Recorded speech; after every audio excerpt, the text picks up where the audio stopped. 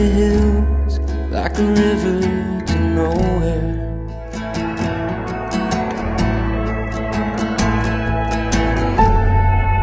Doing my best, looking for rest, for a marathon mind.